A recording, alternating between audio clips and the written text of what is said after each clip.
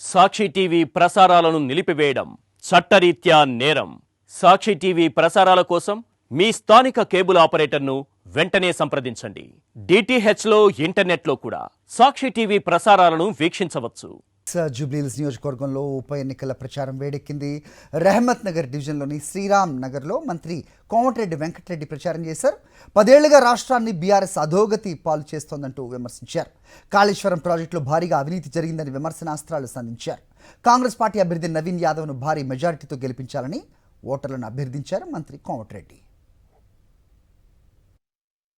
సేవ చేయాలనే ఆలోచనతో గత 10 సంవత్సరాలుగా పదవులు లేకున్నా యువకులకు ఎక్కడైనా ఏ ఇంట్లో బాధ ఉన్నా తన చేతులంతా సాయం చేస్తున్న నవీన్ యాదవ్ గారిని కాంగ్రెస్ పార్టీ అభ్యర్థిగా హస్తం గుర్తుపై ఓటేసి పెద్ద ఎత్తున మెజార్టీతో గెలిపించాలని, మరీ ముఖ్యంగా ఈ ప్రాంతంలో సుపరిచితుడు మంచి పేరున్న మన కార్పొరేటర్ సిఎన్ రెడ్డి గారు, అలాగే భవానీ శంకర్ గారు, మా ఇన్ఛార్జ్లో ఉన్నవారు అందరూ కూడా మీ అందరికీ విజ్ఞప్తి చేస్తున్నాం.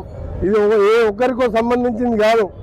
10 సంవత్సరాలుగా రాష్ట్రాన్ని అప్పుల పాలు చేసి ఇలా బిడ్డంటది మా నాయన సంబంధం లేదు, మా బావ హరీష్ సంతోష్ ఇద్దరు కలిసే కాళేశ్వరంలో దోచుకుందని ఆమె చెప్తుంది. సాక్షి టీవీ ప్రసారాలను నిలిపివేయటం చట్టరీత్యా నేరం. సాక్షి టీవీ ప్రసారాల కోసం మీ స్థానిక కేబుల్ ఆపరేటర్ను వెంటనే సంప్రదించండి. డిటిహెచ్లో ఇంటర్నెట్లో కూడా సాక్షి టీవీ ప్రసారాలను వీక్షించవచ్చు.